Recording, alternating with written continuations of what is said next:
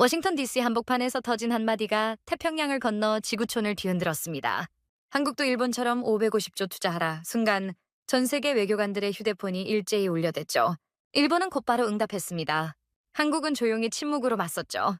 이건 단순한 돈 이야기가 아니었죠. 두 나라가 보여준 완전히 다른 반응. 하나는 즉답, 하나는 침묵. 그런데 여기서 흥미로운 반전이 시작됩니다. 처음엔 모두가 일본을 칭찬했어요. 역시 빠른 판단력. 그런데 뭐야? 한국은 뭘 그렇게 고민하나? 하지만 시간이 지날수록 상황이 뒤바뀌기 시작했습니다. 미국이 조급해하기 시작한 거예요. 한국은 왜 대답이 없지? 바로 이 순간부터 전 세계가 깨달았습니다. 가장 조용한 나라가 가장 큰 파장을 만들어내고 있다는 것을 말이죠. 과연 한국은 어떤 전략을 구상하고 있었을까요? 한국의 고요한 침묵이 불러올 파장은 무엇일까요? 오히려 미국이 간절히 기다리는 그 답을 찾아 떠나봅니다. 딱 1초만요. 좋아요와 구독 꾹 부탁드립니다. 그날 저녁 워싱턴의 모든 언론사가 돌연 숨을 멈췄습니다. 정확히 표현하자면 긴장 속에서 지켜보고 있었던 것이죠. 미국 대통령이 던진 한마디가 전 세계를 요동치게 만들었거든요. 예측할 수 없는 외교 드라마가 막을 올린 순간이었습니다. 저는 마르틴 슈바르츠입니다. 베를린 자유대학에서 국제관계학을 연구해온 지 18년째, 현재는 독일 외교정책협회 수석 연구위원으로 활동하고 있습니다. 함부르크에서 태어나 베를린과 워싱턴을 오가며 동북아시아 안보 정책을 전문적으로 분석해왔죠. 부시 행정부 시절부터 현재까지 한반도를 둘러싼 복잡한 국제정치의 변화를 직접 목격해왔지만 이번만큼은 정말 특별했습니다. 제가 지금껏 연구해온 그 어떤 외교적 순간보다도 예측하기 어려운 긴장감이 감돌고 있었거든요. 무엇보다 이번에는 단순한 압박이 아니라 게임 룰 자체를 바꾸려는 시도였습니다. 어느 날 오후 미국 대통령이 브리핑룸의 모습을 드러냈습니다. 평소보다 훨씬 단호한 기색이 역력했죠. 그리고 폭탄 선언을 터뜨렸습니다. 일본을 향한 550조 원 규모의 투자 요구도 충격적이었지만 바로 그 다음 순간이 진정한 변곡점이었어요. 한국을 정면으로 응시하며 이렇게 선언했거든요. 일본처럼 550조를 투자하든지 아니면 25% 관세 부과를 감수하든지 선택하라. 브리핑룸이 순간 얼어붙는 듯 했습니다. 옆에 있던 BBC 특파원이 작은 목소리로 중얼거렸어요. 이것은 협상이 아니라 최후 통첩이군. 저 역시 동일한 판단이었습니다. 이런 식의 일방적 압박은 동맹국을 대하는 외교적 관례와는 거리가 멀었거든요. 하지만 더욱 놀라운 것은 그 이후에 펼쳐진 상황이었습니다. 일본의 대응은 충분히 예견 가능한 것이었습니다. 일본 총리는 불과 6시간 후 긴급 브리핑을 개최했어요. 550조 원 투자안을 조건부로 수락한다고 공표했죠. 물론 15% 관세 인하와 분기별 성과 검토 조건이 첨부되어 있었지만 어쨌든 즉각적인 반응을 보인 것이었습니다. 저는 도쿄 주재 동료인 하나스에게 바로 연락을 취했어요. 하나스, 일본 측 반응을 어떻게 분석하고 있나? 솔직히 말하면 예상 가능한 수순이었어. 일본은 늘 미국의 압력에 신속히 대응하는 편이야. 그런데 이번엔 유독 서둘렀어. 평소보다 훨씬 큰 패키지를 준비했더군. 서둘렀다는 게 내부 소식에 따르면 총리 관저에서 밤새도록 긴급 회의를 했대. 그런데 결론은 뻔했지. 일단 수용하고 나중에 세부 조건을 협상하자는 쪽이었어. 일본 언론들은 이를 전략적 결단이라고 포장했지만 실질적으로는 어쩔 수 없는 선택이었어요. 미국의 압박에 굴복한 것과 다름없었거든요. 특히 일본 경제산업성 관계자가 기자들에게 남긴 말이 상당히 인상적이었습니다. 우리는 현실적 결정을 내렸을 뿐입니다. 관세 부과보다는 투자 조건이 바람직하죠. 하지만 그 표정에서는 만족감보다는 체념의 기색이 더 짙게 잊혀 있었어요. 그런데 한국은 전혀 다른 행보를 보였습니다. 정말로 다른 차원이었어요. 한국 대통령도 외교부도 그 누구도 즉각적인 입장을 표명하지 않았거든요. 6시간이 흘러도 12시간이 지나도 24시간이 넘어도 동일했습니다. 한국 정부는 단지 전략적 검토를 진행 중이라는 간략한 성명만 발표했을 뿐이었어요. 처음에는 당황스러웠습니다. 혹시 대응 방안을 제대로 준비하지 못한 것은 아닐까 하는 생각이 들었거든요. 하지만 시간이 경과할수록 이상한 분위기가 감돌았어요. 이틀째 되던 날, 저는 한국 외교부 대변인의 브리핑을 직접 참관했습니다. 기자들의 연속적인 질문에도 그는 침착함을 유지했어요. 한국 정부의 공식 입장은 언제 발표됩니까? 충분한 검토 후에 밝히겠습니다. 일본처럼 즉시 수용할 의향은 없습니까? 우리에게는 우리만의 페이스가 있습니다. 그 대답이 묘하게 기억에 남았어요. 우리만의 페이스라는 표현 말이죠. 마치 다른 기준으로 움직이고 있다는 의미처럼 해석됐거든요. 다른 외신 동료들도 마찬가지로 혼란스러워하고 있었습니다. 로이터의 아시아 담당 특파원 토마스 캐롤과 점심을 함께하며 대화를 나눴어요.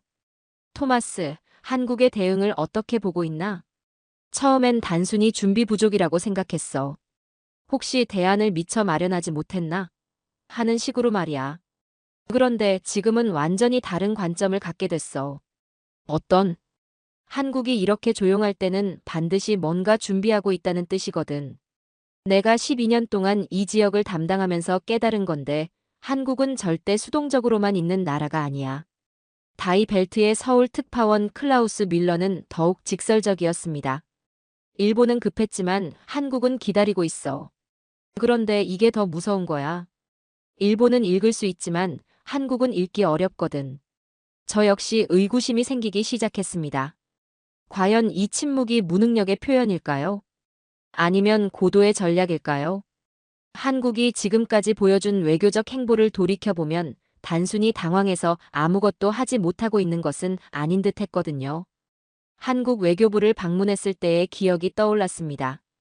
고위 관계자와의 비공식 면담에서 그가 남긴 말이 지금 생각해보니 의미심장했어요. 우리는 항상 준비되어 있습니다. 다만 서두르지 않을 뿐입니다.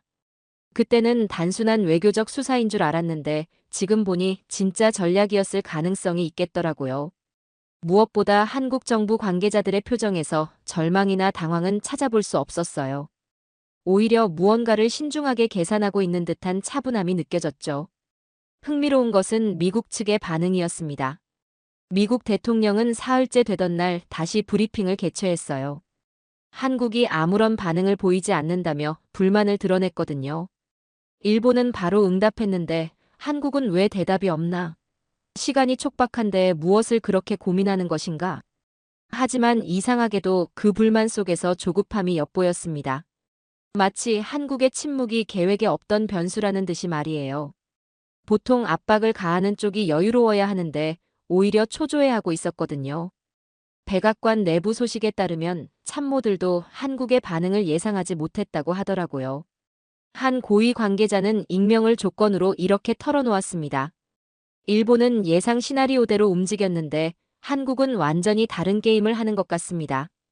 그날 밤 워싱턴의 외교계에서는 한국에 대한 논의로 떠들썩했어요. 브루킹스 연구소의 한반도 전문가 데이비드 김은 이렇게 분석했습니다. 한국의 침묵은 두 가지 중 하나입니다. 완전히 당황했거나 아니면 완전히 계산하고 있거나. 그때부터 저는 확신하기 시작했습니다. 이 침묵은 무능력이 아니라 전략이라는 것을요. 한국은 응답으로 지는 나라가 아니었거든요. 진정 강한 나라는 침묵조차 전략으로 활용할 수 있다는 것을 바로 그 순간 깨달았습니다. 이제 남은 것은 한국이 언제, 어떤 방식으로 답을 제시할지였어요.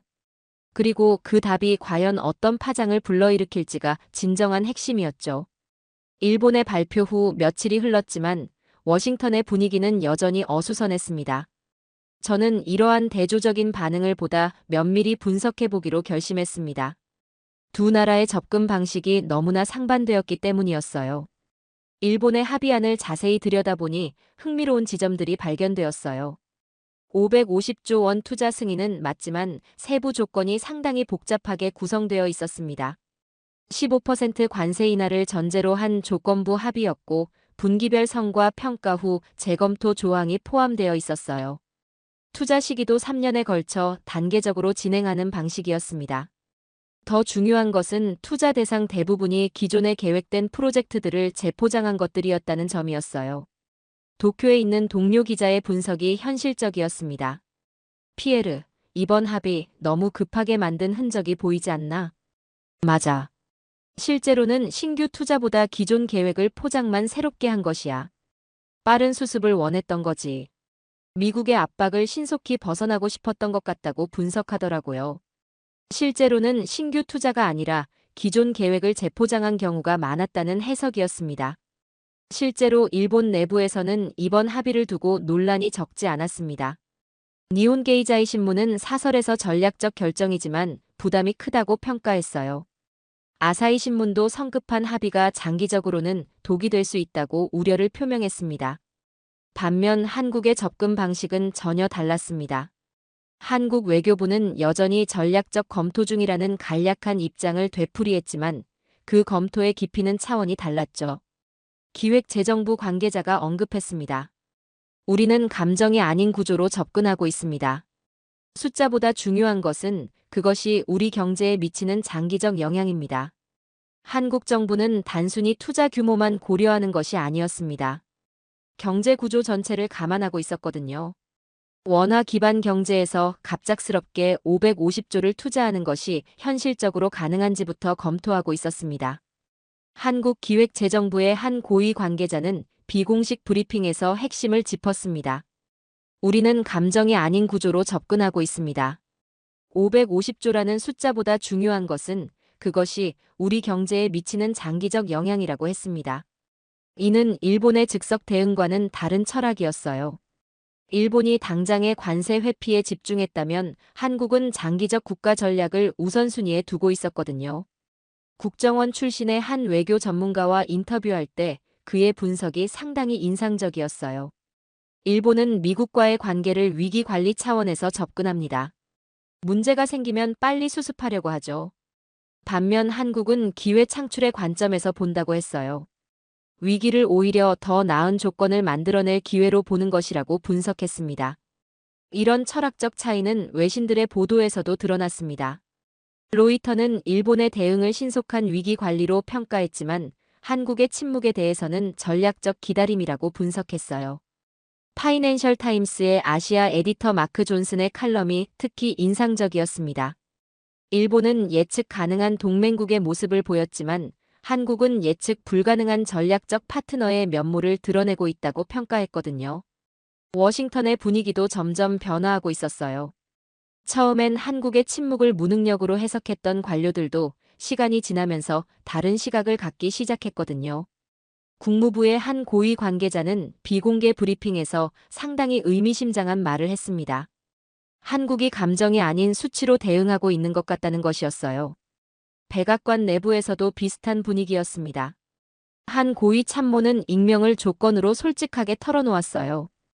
이것은 무능력이 아니야. 숫자와 구조로 계산하고 있어. 백악관 참모도 덧붙였죠. 일본은 계획대로 움직였는데 한국은 새로운 판을 짜고 있는 것 같아. 일주일이 지나면서 두 나라의 대조적 접근법이 더욱 명확해졌습니다.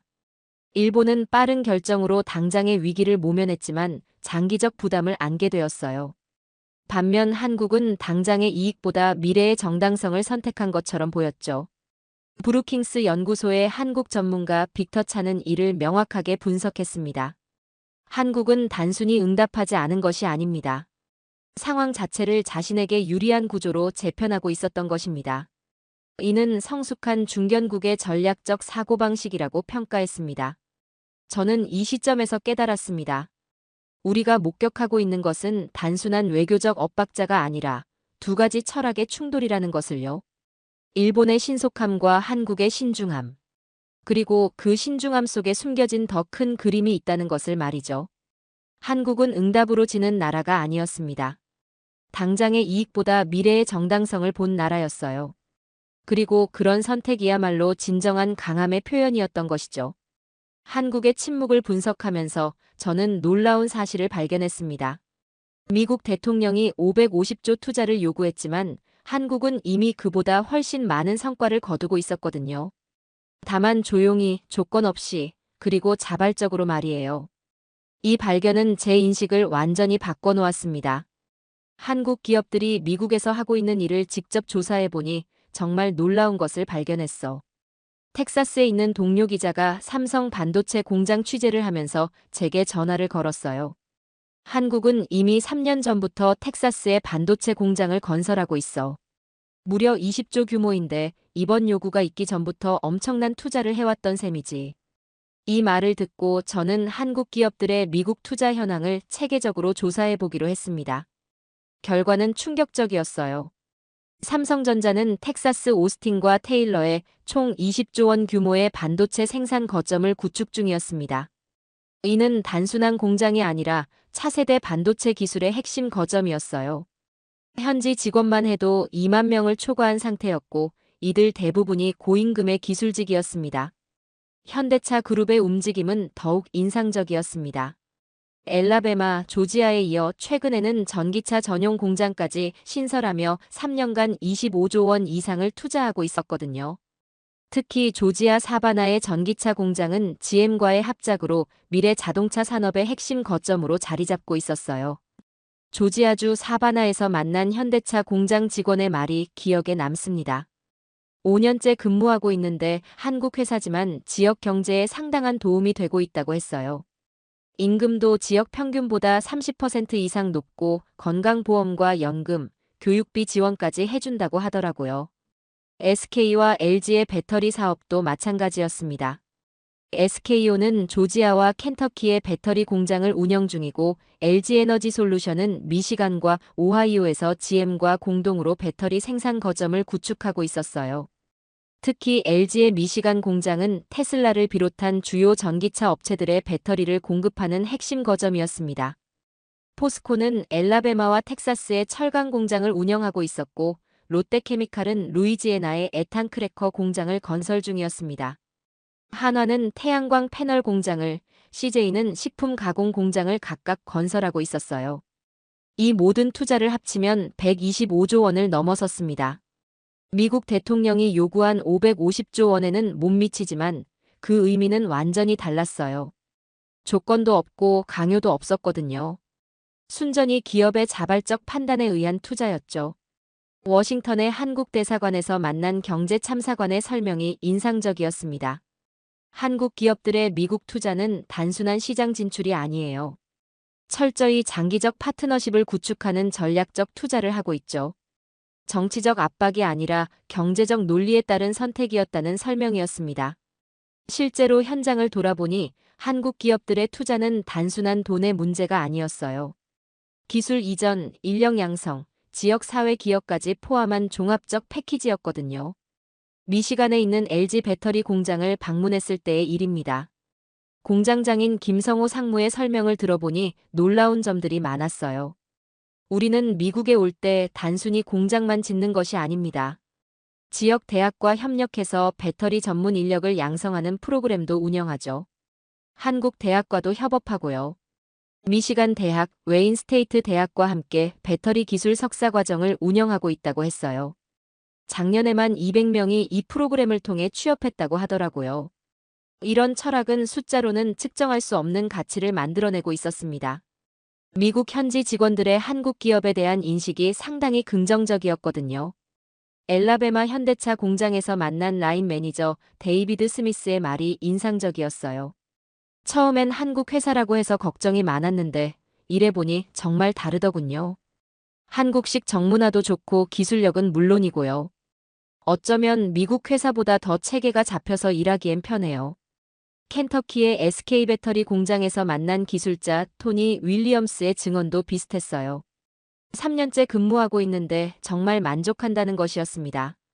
한국식 경영 방식이 처음엔 낯설었지만 지금은 오히려 더 좋다고 생각한다고 했어요. 이런 현실을 알고 나니 미국 대통령의 550조 요구가 다르게 보였어요. 한국은 이미 실행하고 있었는데 굳이 새로운 약속을 할 필요가 있을까 싶었거든요. 실제로 미국 상무부 통계를 보면 한국의 대미 투자는 지속적으로 증가하고 있었어요.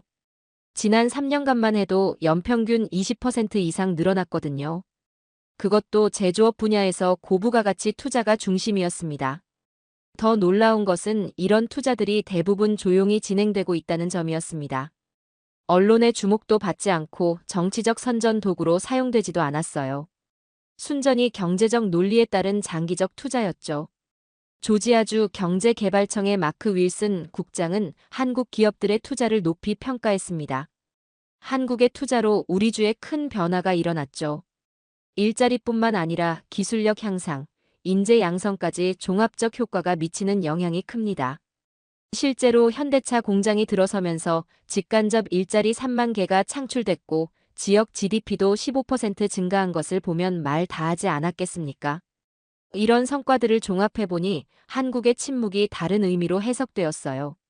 굳이 새로운 약속을 할 필요가 없을 만큼 이미 충분히 실행하고 있다는 자신감의 표현일 수도 있겠더라고요. 숫자가 아닌 실력으로 미국을 움직이고 있는 한국의 모습을 보면서 저는 새로운 깨달음을 얻었습니다. 진정한 파트너십은 강요가 아니라 자발적 협력에서 나온다는 것을요. 그리고 한국은 이미 그런 파트너십을 실현하고 있었던 것이죠. 미국 현지에서 만난 한국 기업 임직원들의 자부심도 인상적이었어요. 그들은 단순히 투자를 하는 것이 아니라 미국과 함께 미래를 만들어가고 있다는 의식을 갖고 있었거든요. 한국의 침묵이 일주일을 넘어가면서 외신들의 시각도 변화하기 시작했습니다. 처음엔 무능력으로 해석했던 침묵이 점점 전략으로 읽히기 시작한 것이에요. 저 역시 그런 변화의 중심에 있었죠. 이런 인식 전환은 단순한 해석의 변화가 아니라 한국에 대한 근본적 이해의 변화였습니다. 블룸버그의 아시아 담당 수석 에디터 사라 맥도널드와 점심을 함께 하면서 흥미로운 대화를 나눴습니다. 사라, 솔직히 처음엔 한국이 당황한 줄 알았어. 근데 지금 보니까 그 침묵에는 패턴이 있더라. 저 패턴? 사라, 2018년 북미 회담, 2019년 한일 무역 분쟁, 2020년 코로나 대응. 항상 처음엔 조용하다가 결정적 순간에 판을 바꾸잖아. 성급하게 움직이지 않다가 결정적 순간에 판을 바꾸는 시기라고 분석했습니다. 실제로 그녀의 말에 따라 한국의 과거 외교 사례들을 조사해보니 흥미로운 패턴을 발견할 수 있었어요. 2018년 북미 정상회담 중재 역할, 2019년 한일 무역 분쟁 대응, 2020년 코로나19 초기 대응 등에서 한국은 비슷한 접근법을 보여왔거든요. 초기에는 조용히 상황을 관찰하다가 적절한 시점에 게임 체인저 역할을 하는 방식이었죠. 2019년 한일 무역 분쟁 당시를 돌이켜보면 더욱 명확해져요. 일본이 반도체 소재 수출 규제를 가했을 때 한국은 즉각적인 보복보다는 장기적 대응 전략을 선택했거든요. 결과적으로 소재 부품 산업의 자립도를 높이면서 오히려 더 강해졌죠. 파이낸셜 타임스의 서울 특파원 톰 미첼과 화상 인터뷰를 했을 때 그의 분석이 인상적이었어요. 한국 외교의 특징이 기다림의 미학이라는 것이었습니다. 한국은 카드를 미리 다 내보이지 않아요. 상대의 의도를 파악한 뒤 가장 효과적인 시점에 움직입니다. 실제로 워싱턴의 분위기를 보면 한국의 이런 전략이 효과를 보고 있는 것 같았어요. 백악관 관계자들이 점점 한국의 반응을 궁금해하기 시작했거든요. 국무부의 한 고위 관계자는 비공개 브리핑에서 상당히 의미심장한 말을 했습니다. 한국이 감정이 아닌 수치로 대응하고 있는 것 같다는 것이었어요. 이는 예상한 시나리오와 다르다고 했습니다. 보통 압박을 받으면 즉각 반응하거나 강하게 반발하는데 한국은 아예 다른 차원에서 접근하고 있다는 분석이었어요. 한국은 감정으로 반응하지 않아. 철저히 숫자와 시나리오로 접근 중이야. 백악관 참모의 이 말을 들으면서 저는 한국 외교의 본질을 이해할 수 있었어요. 감정적 반응이 아니라 철저한 계산에 기반한 전략적 접근이었던 것이죠. 워싱턴 포스트의 논설위원 데이비드 이그나티우스는 칼럼에서 이렇게 분석했습니다. 한국의 침묵은 실수가 아니라 계산이라고 했어요. 이들은 미국의 압박을 오히려 협상력 강화의 기회로 활용하고 있는 것으로 보인다고 평가했습니다. 이런 해석이 나오자 다른 외신들도 한국을 다시 보기 시작했어요. CNN은 특집 프로그램에서 한국의 전략적 사고를 집중 분석했고 BBC는 한국의 조용한 외교를 조명했죠. CNN의 아시아 담당 기자 윌 리플리는 방송에서 상당히 의미 있는 평가를 했습니다. 한국은 소음보다는 실질을 추구하는 나라라고 했어요. 화려한 말보다는 확실한 결과를 중시한다는 분석이었습니다.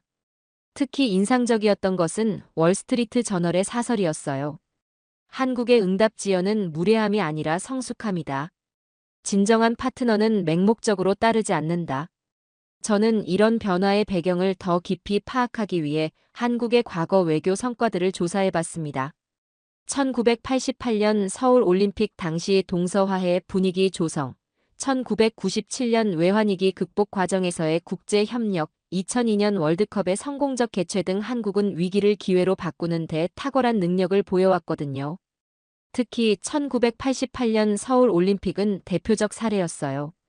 냉전 시대에 동서 진영이 모두 참가하는 올림픽을 성공적으로 개최하면서 한국의 국제적 위상을 한 단계 끌어올렸죠. 당시에도 한국은 성급한 정치적 제스처보다는 조용하고 실질적인 접근을 선택했었어요. 브루킹스 연구소의 한국 전문가 조나단 폴라크는 이를 명확하게 분석했습니다. 한국은 압박을 받을 때 더 창의적이 된다는 것이었어요. 한국은 위기를 위기로만 보지 않고 새로운 기회를 만들어낼 수 있는 전환점으로 본다고 했습니다. 이런 사고방식이 한국을 강하게 만든 것이라고 평가했어요. 실제로 한국 정부의 내부 동향을 살펴보면 단순히 기다리고만 있는 것이 아니었어요. 다양한 시나리오를 검토하고 대안을 준비하고 있었거든요. 한국 외교부의 한 고위 관계자는 비공식 대화에서 핵심을 짚었습니다. 미국의 요구를 거부하는 것이 아니라 더 나은 방식을 찾고 있을 뿐이라고 했어요. 단순히 돈으로 해결할 문제가 아니라는 것이었습니다. 진정한 파트너십은 서로에게 도움이 되는 방향으로 만들어져야 한다고 설명했어요. 이런 철학적 접근이 외신들의 주목을 받기 시작했어요. 로이터는 한국의 접근법을 전략적 인내라고 명명했고 AP는 계산된 침묵이라고 표현했죠. 가장 인상적이었던 것은 뉴욕타임스의 분석 기사였습니다. 한국의 침묵은 약함이 아니라 강함의 표현이라고 평가했어요. 이들은 미국과의 관계를 단순한 상하 관계가 아닌 수평적 파트너십으로 발전시키려 하고 있다고 분석했습니다. 이는 21세기 동맹 관계의 새로운 모델이 될 수 있다는 평가였어요. 이런 평가들을 보면서 저는 깨달았어요. 한국의 침묵이 단순한 우유부단함이 아니라는 것을 말이죠. 오히려 가장 강한 사람은 말하지 않는다는 진리를 실현하고 있었던 것이에요. 싱크탱크들의 분석도 비슷했습니다. CSIS의 한국 담당 선임연구원 빅터 차는 상당히 의미 있는 평가를 했어요. 한국이 기준이 아닌 예외가 되었다는 것이었습니다. 기존의 압박과 굴복의 패턴을 거부하고 있다고 분석했어요. 한국은 더 이상 강대국의 요구에 무조건 따르는 나라가 아니라는 것을 보여주고 있다고 했습니다. 이런 분석들을 보면서 저는 확신했습니다. 한국의 침묵이 미국을 불안하게 만들고 있다는 것을요. 한국은 지금 움직이지 않음으로 상대를 흔들고 있었습니다. 그리고 그 불안감이야말로 한국이 원하는 효과였을 수도 있겠다는 생각이 들었어요. 과거 선조들의 지혜가 떠올랐습니다. 조선시대부터 한국은 강대국 사이에서 살아남기 위해 고도의 외교수를 발전시켜 왔거든요. 명과 청 사이에서, 일본과 중국 사이에서, 그리고 지금은 미국과 중국 사이에서 말이에요. 전략은 말보다 조용한 미소로 만들어진다는 말이 있죠. 한국이 바로 그런 모습을 보여주고 있었던 것이에요. 세계 속에 한국을 지켜낸 선조들의 능력이 지금도 이어지고 있었던 것이죠. 한국의 침묵이 계속되면서 가장 큰 우려를 보인 분야는 자동차 산업이었습니다. 25% 관세가 실제로 부과될 경우 현대차 그룹이 받을 타격이 상당할 것으로 예상되었거든요. 저는 이 부분을 집중적으로 분석해 봤어요. 자동차는 한국 경제의 핵심 축 중 하나였기 때문에 이 문제는 상당히 민감한 사안이었습니다. 디트로이트에 있는 자동차 산업 전문 애널리스트의 분석이 현실적이었습니다. 25% 관세가 현실화되면 제네시스 같은 고급 브랜드는 가격 경쟁력에서 밀려날 것입니다. 판매량 18% 감소는 피하기 어렵죠. 토요타와 혼다 등 일본 업체들은 이미 공격적인 마케팅을 시작했습니다. 실제로 미국 자동차 시장에서 한국차의 위치는 미묘했어요. 토요타, 혼다 같은 일본 브랜드와 직접적으로 경쟁하는 구조였거든요. 관세로 인한 가격 상승은 곧바로 시장 점유율 하락으로 이어질 수 있는 상황이었죠. 흥미로운 것은 일본 자동차 업계의 반응이었어요. 토요타와 혼다는 이미 적극적인 마케팅 공세에 나서고 있었거든요.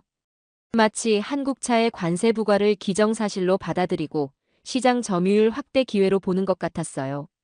LA의 일본차 딜러의 말이 인상적이었어요. 요즘 고객들이 관세 이야기를 많이 한다는 것이었습니다. 고객들이 물어요. 관세 때문에 한국차 비싸지면 어떻게 하냐고. 일본차로 갈아타겠다는 사람도 꽤 있어요.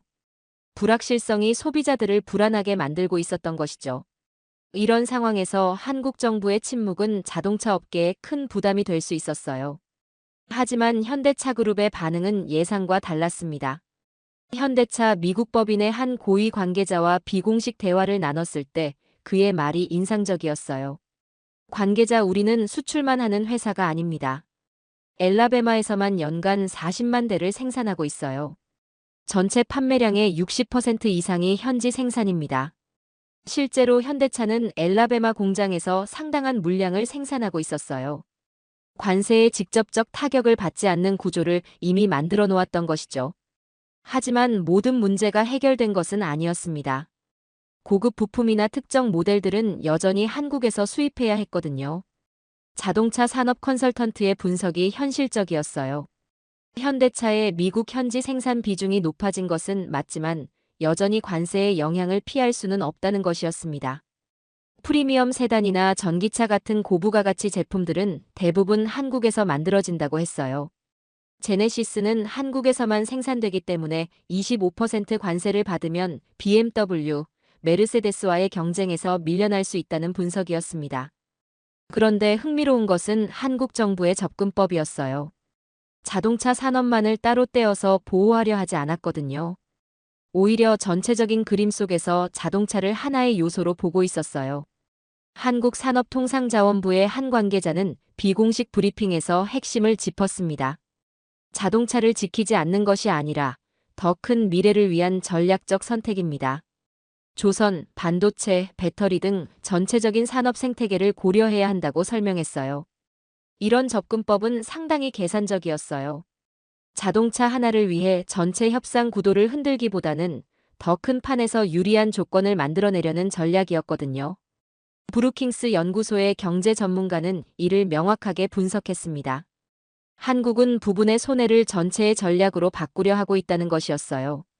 자동차만 살리려고 다른 산업을 희생시키는 것이 아니라 모든 산업이 함께 성장할 수 있는 구조를 만들려는 것이라고 평가했습니다. 실제로 자동차 업계 내부에서도 이런 시각이 있었어요. 현대차 그룹의 한 전략 기획 담당자는 상당히 의미 있는 말을 했습니다. 장기적으로 보면 진정한 파트너십을 구축하는 것이 더 중요합니다. 당장의 수익보다 미래의 구조가 핵심이죠.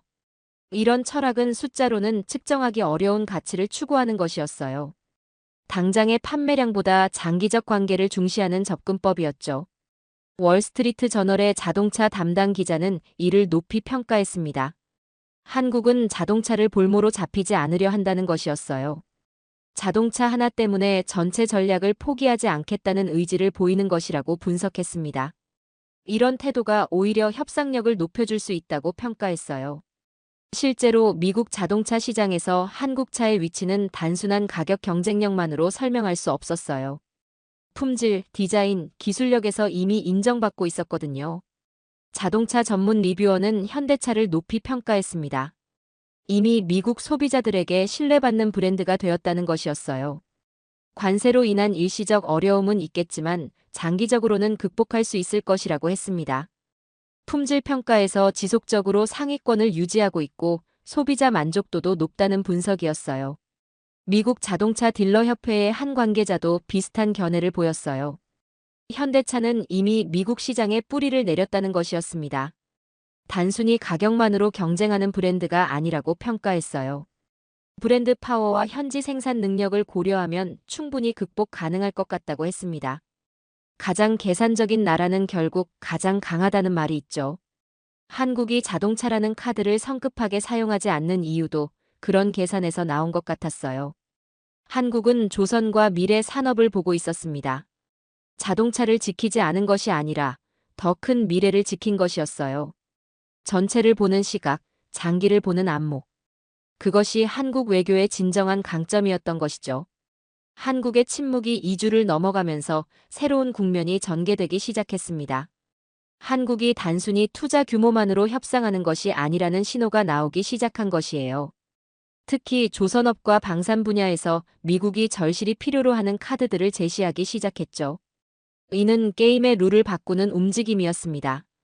이 변화를 처음 포착한 것은 펜타곤 출입 기자였던 동료였어요. 한국이 단순 투자 말고 방산 협력을 제안했대. 그것도 공동 개발 수준으로. 무기 사주는 것이 아니라 같이 만들자고. L-SAM, 차세대 전투기, 군함까지. 미국이 필요한 분야만 콕 집었어. 국방부 관계자들과 접촉해보니 상당한 사실들이 드러났어요. 한국이 제안한 것은 단순한 무기 구매가 아니었습니다. L-SAM 블록이 공동 개발, 차세대 전투기 기술 협력, 그리고 무엇보다 조선업 분야에서의 전략적 파트너십이었거든요. 국방부의 한 고위 관계자는 비공개 브리핑에서 핵심을 설명했습니다. 한국의 제안은 예상한 수준을 뛰어넘었다는 것이었어요. 이것은 단순한 거래가 아니라 동맹 차원의 접근이라고 했습니다. L-SAM 블록이는 한국이 독자 개발한 장거리 지대공 미사일인데 이것을 미국과 공동으로 업그레이드하자는 것이었어요. 한국의 미사일 기술은 실전에서 검증되었다고 평가했습니다. 특히 조선업 협력안이 주목받고 있었어요. 미국의 조선업은 사실상 붕괴 상태였거든요. 군함 건조 능력도 중국에 비해 현저히 뒤떨어진 상황이었죠. 해군 조선 전문가의 분석이 현실적이었습니다. 미국 조선업의 현실을 솔직히 말하면 참담하다는 것이었어요. 중국은 1년에 수십 척의 군함을 건조하는데 미국은 겨우 몇 척이라고 했습니다. 한국의 기술력은 세계 최고 수준이라고 평가했어요. 특히 대형 선박 건조 기술은 미국이 배워야 할 정도라고 했습니다. 실제로 한국의 조선업 기술력은 세계적으로 인정받고 있었어요. 현대중공업, 대우조선해양, 삼성중공업 등은 전 세계 조선업을 주도하고 있었거든요. 특히 군함 건조 분야에서 한국의 성과는 상당했습니다. KDX-3 이지스함은 미국의 이지스 시스템을 탑재했지만 선체 설계와 건조는 한국이 독자적으로 수행했어요. 그 결과 미국 이지스함보다 더 우수한 성능을 보이는 부분들이 있었죠. 한국이 제안한 조선업 협력안의 핵심은 조지아주의 한미 공동 조선 클러스터를 만드는 것이었어요. 단순히 공장을 짓는 것이 아니라 설계부터 건조까지 전 과정을 공유하는 것이었죠. 조지아주 경제개발청장은 이 제안에 상당한 관심을 보였습니다. 한국의 조선 기술력은 세계 최고 수준입니다. 미국이 배워야 할 부분도 많죠. 우리 주에 상당한 기회가 될 수 있다고 봅니다. 이는 장기적으로 미국 조선업 부활의 출발점이 될 수 있다고도 했어요. 방산 분야에서도 한국의 제안은 인상적이었습니다. 한화 시스템의 L-SAM 기술, LIGNX1의 레이더 기술, KAI의 항공기 제조 기술 등을 미국과 공유하겠다는 것이었어요. 국방산업 애널리스트의 평가가 흥미로웠습니다. 한국 방산 기업들의 기술력은 생각보다 훨씬 높다는 것이었어요. 특히 미사일 방어 체계에서는 미국도 배울 점이 많다고 했습니다. 천공 시스템 같은 경우 실전에서 검증된 기술이라고 평가했어요. 실전 배치 경험이 풍부하다는 분석이었습니다. L-SAM 블록이 프로젝트는 더욱 주목할 만했습니다. 한국이 독자 개발한 장거리 지대공 미사일을 미국과 공동으로 차세대 버전으로 업그레이드하자는 제안이었거든요. 펜타곤의 미사일 방어청 관계자는 이 제안을 높이 평가했어요. L-SAM은 THAAD와 상호 보완적입니다. 한국과 함께라면 더 강력한 방어망을 만들 수 있어요. 이런 기술 협력은 단순한 수출입과는 차원이 다른 것이었어요. 기술 공유를 통한 진정한 동맹 관계를 만들어내는 접근법이었거든요. 펜타곤의 한 전략 분석가는 이를 명확하게 평가했습니다. 한국이 제안한 것은 돈이 아니라 능력의 공유라는 것이었어요. 이는 동맹 관계에서 가장 높은 수준의 협력이라고 했습니다. 보통은 미국이 무기를 팔고 동맹국이 사는 구조인데 한국은 서로의 기술을 합쳐서 더 나은 무기를 만들자는 것이라고 분석했어요. 특히 인상적이었던 것은 한국의 접근 방식이었어요. 일방적으로 기술을 받는 것이 아니라 서로 필요한 부분을 보완하는 윈윈 구조를 제안했거든요. 한국방위사업청의 한 관계자는 비공식 대화에서 핵심을 설명했습니다. 기술로 미국을 움직이려고 한다는 것이었어요. 단순한 돈의 논리가 아니라 진정한 파트너십을 만들어내는 것이라고 했습니다. 물론 기술 공유에 대한 부담은 있지만 진정한 동맹이라면 그 정도 위험은 감수해야 한다고 말했어요. KAI의 KF-21 전투기 프로젝트도 협력 대상에 포함되어 있었어요. 한국이 독자 개발 중인 4.5세대 전투기의 일부 기술을 미국과 공유하겠다는 것이었죠. 항공 우주 산업 전문가의 분석이 흥미로웠습니다. KF-21은 경량화, 연료 효율에서 강점이 있어요. 미국도 주목하는 모델입니다. 이런 제안들이 워싱턴에 전해지면서 분위기가 변화하기 시작했어요. 단순히 550조 투자 여부를 묻는 차원을 넘어선 것이었거든요. 국무부의 한 고위 관계자는 핵심을 짚었습니다. 한국의 제안은 예상한 틀을 벗어났다는 것이었어요. 이것은 새로운 차원의 협력 모델이라고 평가했습니다. 이것은 새로운 차원의 동맹 모델입니다. 돈이 아닌 능력으로 연결되는 관계죠. 싱크탱크들의 반응도 비슷했습니다. CSIS의 방산 전문가는 상당히 의미 있는 분석을 내놨어요. 이제 한국이 기술로 미국을 움직이고 있습니다. 이 순간부터 협상의 주도권은 서서히 한국 쪽으로 이동하고 있었습니다. 이제 한국은 단순한 응답자가 아니라 새로운 판을 설계하는 주체가 되어가고 있었던 것이죠. 실제로 미국이 절실히 필요로 하는 분야들로 미국을 움직이고 있었던 것이죠. 조선업은 중국과의 경쟁에서 필수적이었고 첨단 방산 기술은 미래 전장에서 핵심이었거든요. 헤리티지 재단의 국방 전문가는 변화의 본질을 짚었습니다. 이제 무기까지 전략 자산이 된 나라라는 것이었어요. 한국의 위상이 달라졌다고 평가했습니다. 과거에는 미국이 한국에게 무기를 팔아주는 관계였지만 이제는 한국도 미국에게 줄 수 있는 기술이 있다는 것이었어요. 특히 조선업에서 한국의 기술력은 미국이 간과할 수 없는 수준이었어요. 중국의 해군력 증강에 대응하기 위해서는 한국의 조선 기술이 절실했거든요. 해군전략연구소 교수는 현실을 직시했습니다. 중국은 매년 수십 척의 군함을 진수시키고 있다는 것이었어요. 미국 혼자서는 이 속도를 따라잡기 어렵다고 했습니다. 한국과의 협력이 절실한 상황이라고 분석했어요. 한국이 제시한 이 새로운 차원의 협력안은 기존의 협상 구도를 바꿔놓았어요. 단순한 경제적 요구와 응답의 관계에서 벗어나 진정한 전략적 파트너십의 차원으로 발전시킨 것이었죠. 이제 협상의 주도권이 서서히 한국 쪽으로 넘어가고 있다는 느낌이 들었어요. 한국의 전략적 침묵이 3주를 넘어가면서 워싱턴의 분위기가 완전히 바뀌기 시작했습니다. 처음엔 한국의 무대응을 답답해했던 미국 관료들이 이제는 오히려 불안해하기 시작한 것이에요. 그리고 그 불안감이야말로 한국이 노렸던 효과였을 수도 있겠다는 생각이 들었습니다. 이런 심리적 역전은 단순한 감정의 변화가 아니라 권력 관계의 근본적 변화였어요. 이런 변화를 가장 먼저 포착한 것은 월스트리트였어요. 금융계에서는 한국의 침묵을 새로운 시각에서 해석하기 시작했거든요. 한국이 반응하지 않으니 시장이 더 불안해졌습니다. 예측이 안 되니 투자자들이 조심스러워하죠. 이는 한국이 게임의 룰을 바꾸고 있다는 신호일 수 있다고 분석했어요. 실제로 한국 관련 주식들의 움직임이 기묘했어요. 관세 위험에도 불구하고 오히려 상승세를 보이는 종목들이 있었거든요. 특히 방산주와 조선주가 강세를 보이고 있었어요. 모건 스탠리의 한국 담당 애널리스트의 해석이 흥미로웠습니다. 시장에서는 한국이 협상에서 더 나은 조건을 이끌어낼 것이라 기대하고 있습니다. 이런 시장의 반응은 워싱턴에도 영향을 미쳤어요. 미국 재무부 관계자들이 공공연하게 이야기하고 다녔죠. 이제 우리가 기다리고 있어요.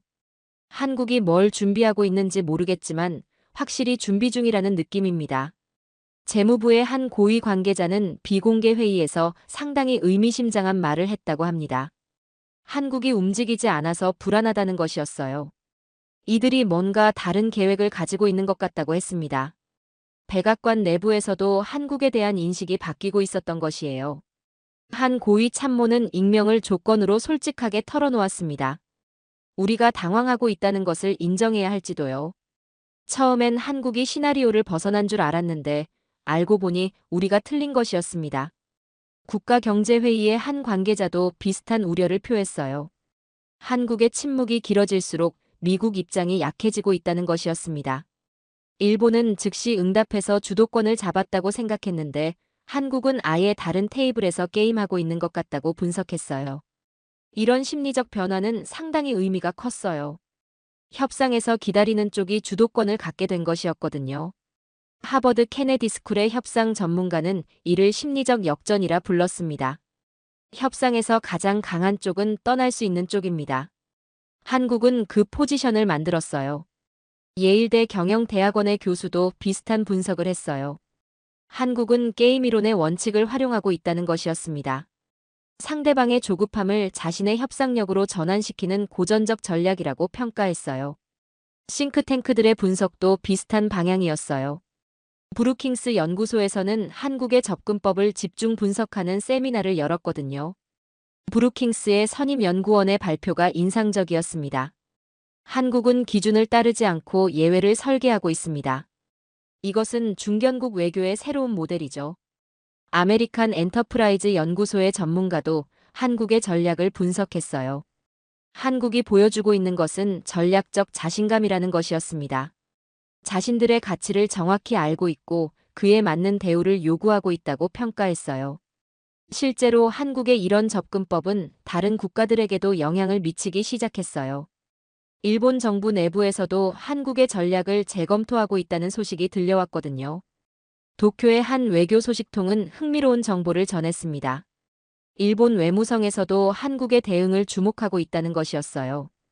도쿄 외무성 소식통 우리 너무 빨리 움직인 것 아닐까 하는 얘기들이 나옵니다. 한국처럼 기다렸다면 더 나은 조건이 있었을지도요. 이는 상당히 흥미로운 변화였어요. 처음엔 한국의 침묵을 비웃었던 일본이 이제는 오히려 부러워하고 있었거든요. 블룸버그의 특종 보도가 결정적이었습니다. 침묵은 전략이었다라는 제목의 기사에서 한국의 접근법을 상세히 분석했어요. 기사에 따르면 한국은 처음부터 이런 시나리오를 계획하고 있었다는 것이었어요. 미국의 압박을 오히려 더 나은 조건을 만들어낼 기회로 활용하는 전략이었죠. 블룸버그의 아시아 에디터는 기사에서 핵심을 짚었습니다. 한국의 침묵은 무능력이 아니라 고도로 계산된 전략이었다는 것이었어요. 이들은 미국의 조급함을 자신들의 협상 카드로 활용하고 있다고 분석했습니다. 이 보도가 나간 후 다른 외신들도 비슷한 분석을 쏟아냈습니다. 약소국이 강대국에게 일방적으로 끌려다니는 시대는 끝났다는 분석이었어요.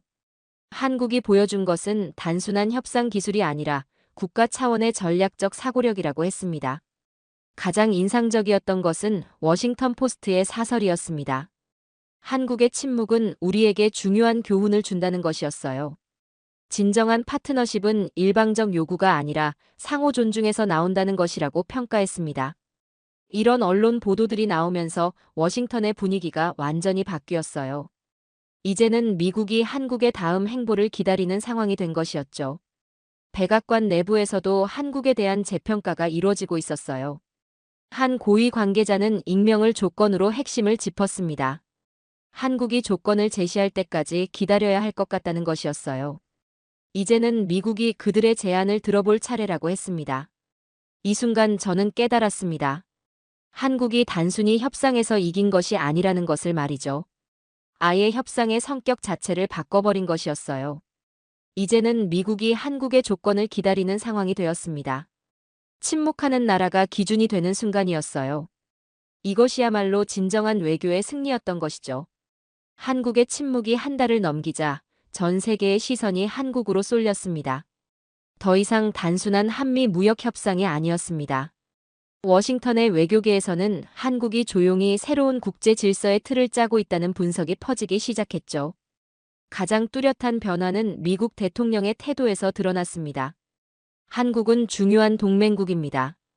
그들의 신중한 접근을 존중하며 좋은 결론을 위해 충분한 시간을 제공하고 있습니다. 25% 관세를 언급하던 때와는 전혀 다른 목소리였습니다. 같은 입에서 나온 말이 맞나 싶을 정도였죠. 백악관 참모진 내부에서도 생각을 바꿔야 할 때가 왔다는 말이 흘러나오고 있었습니다. 그 배경에는 한국이 조만간 제시할 것으로 보이는 4대 전략 협력안에 대한 관측이 있었습니다. 외교계에서 떠도는 시나리오는 다음과 같았습니다. 첫 번째는 조선업 르네상스 프로젝트로 조지아와 버지니아의 한미 공동 조선 클러스터를 설립하는 것. 두 번째는 차세대 방산 동맹, 한국의 L-SAM, KF-21, 이지스 기술을 기반으로 한 공동 개발 추진.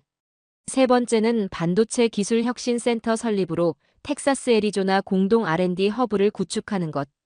마지막으로 미래 에너지 파트너십을 통한 배터리 수소 태양광 기술의 글로벌 표준 공동 주도였어요. 이 모든 프로젝트는 단순히 얼마를 투자할 것인가에 초점을 맞춘 것이 아닌 양국의 질과 방향의 변화가 핵심일 것이라고 예측했죠. 한국 외교부는 공식 입장은 밝히지 않았지만 익명 관계자들을 통한 브리핑은 있었습니다. 우리는 지금 거래가 아니라 질서를 조율하고 있습니다. 태풍 오기 전이 가장 조용한 법이죠. 이것은 단순한 반응이 아니라 새로운 패러다임의 준비입니다. 워싱턴의 반응은 조심스러우면서도 기대에 찬 분위기였습니다. 국방장관은 기자 브리핑에서 이렇게 언급했습니다. 이번 관세 협상을 통해 우리는 지금 새로운 형태의 동맹을 배우고 있습니다. CSIS, 브루킹스, 헤리티지 등 주요 싱크탱크들은 특별 세미나를 열고 한국의 접근을 분석하기 시작했습니다. 한국은 기준을 따르지 않고 예외를 설계한다. 중견국이 대등한 전략 파트너로 변모하는 모델이 될 수 있다. 외신들의 논조도 바뀌었습니다. 이코노미스트는 조용한 혁명. 한국이 새 질서를 설계하고 있다고 했고, 파이낸셜 타임스는 한국은 작지만 거대한 구조를 뒤흔들고 있다고 평했어요. 뉴욕 타임스도 침묵은 메시지였다. 강요가 아닌 설계의 언어였다며 한국을 언급했죠. 현장에서도 변화는 감지되었습니다. 텍사스 삼성 엔지니어는 인터뷰에서 우리나라가 이렇게 당당해질 수 있다는 것을 현지에서 체감하고 있어요라며 뿌듯해했습니다. 이제 전 세계는 기다리고 있습니다. 한국이 실제로 어떤 답을 내놓을지. 그 답은 아직 발표되지 않았지만 이미 많은 이들이 깨닫고 있었죠. 진짜 강국은 큰 소리가 아니라 움직이지 않고도 질서를 바꾸는 나라라는 것을. 한국은 아직 말을 꺼내지 않았습니다. 하지만 판은 이미 바뀌어 있었죠. 그리고 워싱턴은 지금 그 조용한 대답을 기다리고 있습니다. 이것은 단순한 무역 협상의 이야기가 아니었습니다. 한 나라가 어떻게 조용한 확신으로 세계의 기준을 바꿀 수 있는지를 보여준 역사적 순간이었어요. 한국은 말하지 않음으로써 가장 강력한 메시지를 전달했습니다. 진정한 파트너십은 강요가 아니라 존중에서 나온다는 것을요. 세상에는 큰 소리로 외치는 힘도 있지만 조용히 실천하는 더 큰 힘이 있다는 것을 한국이 증명해냈습니다.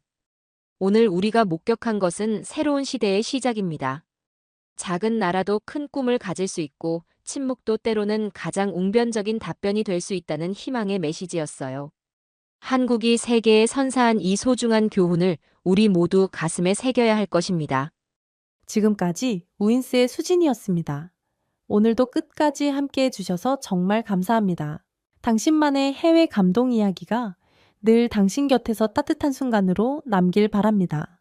다음에도 따뜻한 이야기로 다시 찾아올게요. 수진이랑 우인스 다음에도 함께해요. 오늘도 행복한 하루 되세요. 사랑합니다.